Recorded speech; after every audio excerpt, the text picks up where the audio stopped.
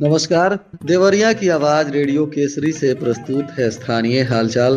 पहले मुख्य हालचाल। साइबर सेल को लेकर की गई खास बैठक। स्वयं सहायता समूह के साथ जिला पदाधिकारी ने की बैठक। फ्लाइंग ऑफिसर बनकर अरविंद ने किया जनपद का नाम रोशन।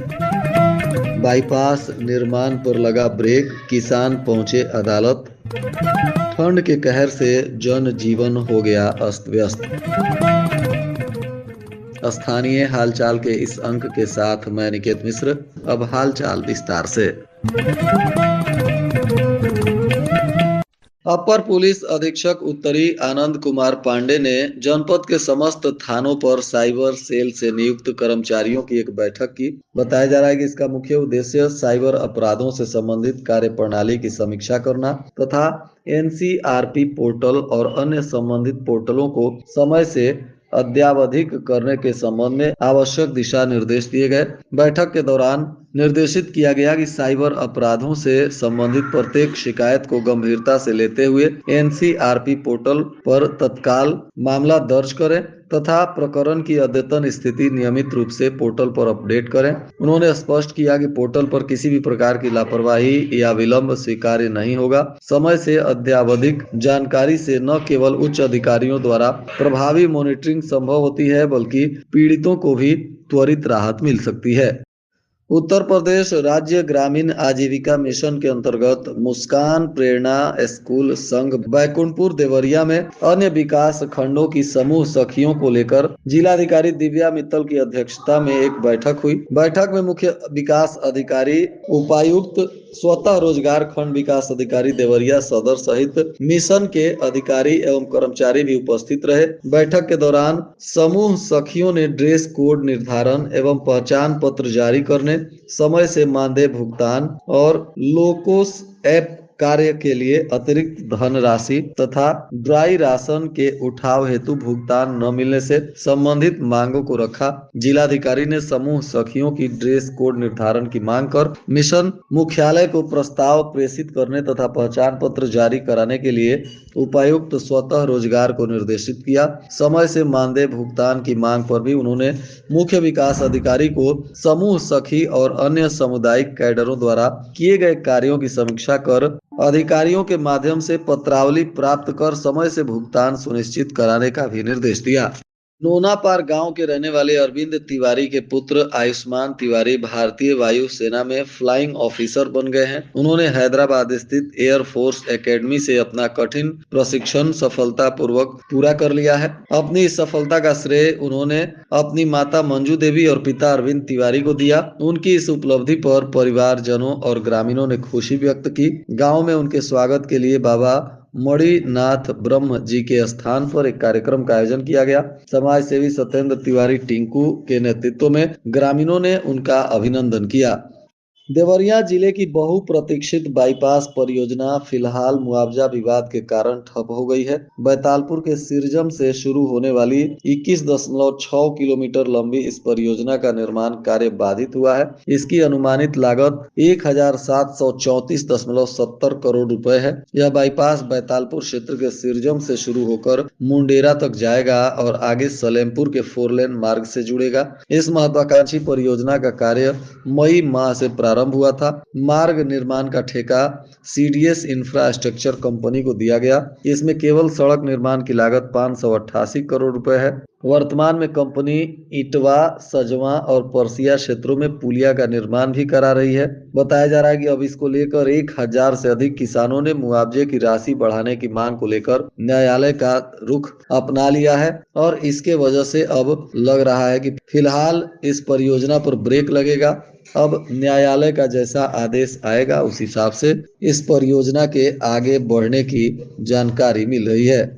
पूरे जनपद में ठंड का कहर काफी बढ़ गया है। इससे शहर से लेकर गांव तक के लोग कांप रहे हैं। दोपहर तक घना कोहरा छाया रहा। गलन भरी ठंड का दिन भर प्रकोप बना रहा। सड़कों पर लाइट जलाकर वाहन चलते रहे। रफ्तार धीमी रही। ठंड बढ़ने से गर्म कपड़ों के साथ हीटर, ब्लोअर की डिमांड बढ़ गई है। अचानक कोहरे का कहर काफी बढ़ गया। कई जगहों पर हादसा होने की भी खबर आई।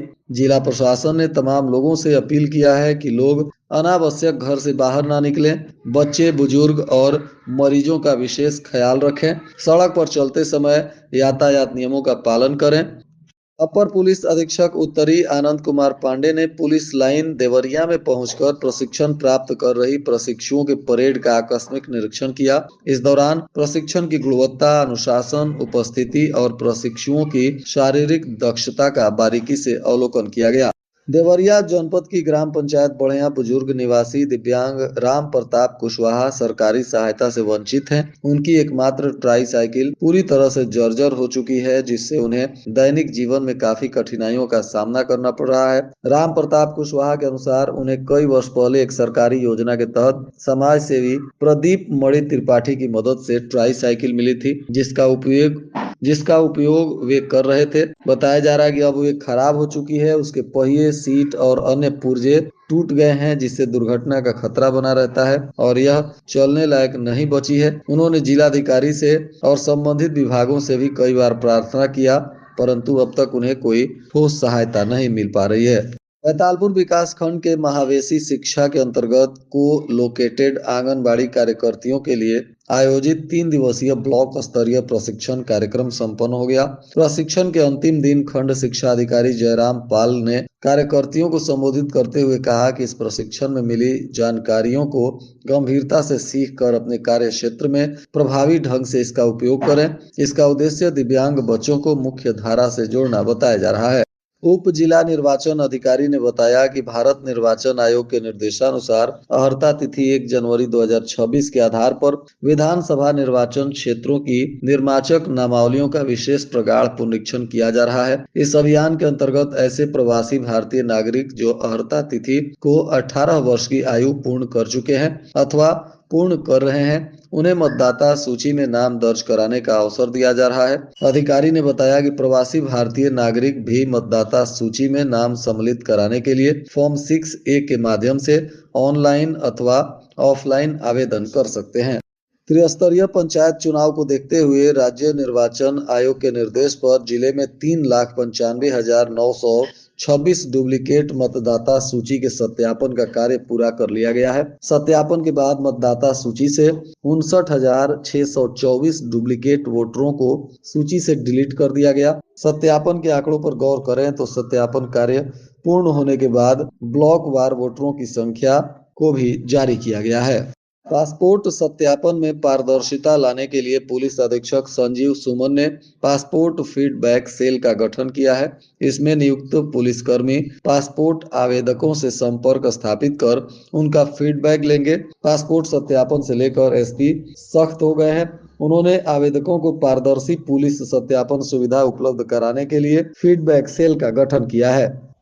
इधर उत्तर प्रदेश माध्यमिक शिक्षक परिषद ने छात्र आवंटन सहित परीक्षा केंद्रों की सूची भी जारी कर दी है। जारी सूची में 174 विद्यालयों को परीक्षा केंद्र बनाया गया है। वहीं प्रस्तावित सूची में 163 विद्यालयों को परीक्षा केंद्र बनाया गया था, जिसमें 15 केंद्र मानक विहीन पाए गए पर उन्हें सूची से हटा दिया गया और 26 नए विद्यालयों को परीक्षा केंद्र बनाया गया। इस परीक्षा केंद्रों पर बोर्ड ने 22 दिसंबर तक आपत्ति मांगी है। 30 दिसंबर को बोर्ड द्वारा परीक्षा केंद्रों की अंतिम सूची जारी की जाएगी। यूपी बोर्ड 10वीं और 12वीं की परीक्षा 18 फरवरी से 26 मार्च तक आयोजित होनी है और इसी को लेकर परीक्षा केंद्रों की सूची तैयार किया जा रहा है। और आज के मौसम का तापमान देवरिया में न्यूनतम 12 डिग्री सेल्सियस और अधिकतम 18 डिग्री सेल्सियस रहने की संभावना है। अंत में मुख्य हालचाल एक बार फिर। साइबर सेल को लेकर की गई खास बैठक। स्वयं सहायता समूह के साथ जिला पदाधिकारी ने की बैठक। फ्लाइंग ऑफिसर बनकर अरविंद ने किया जनपद का नाम रोशन। बाईपास निर्माण पर लगा ब्रेक, किसान पहुंचे अदालत। ठंड के कहर से जनजीवन हो गया अस्त व्यस्त। इसके साथ ही रेडियो केसरी से प्रसारित स्थानीय हालचाल का यह अंक समाप्त हुआ। नमस्कार।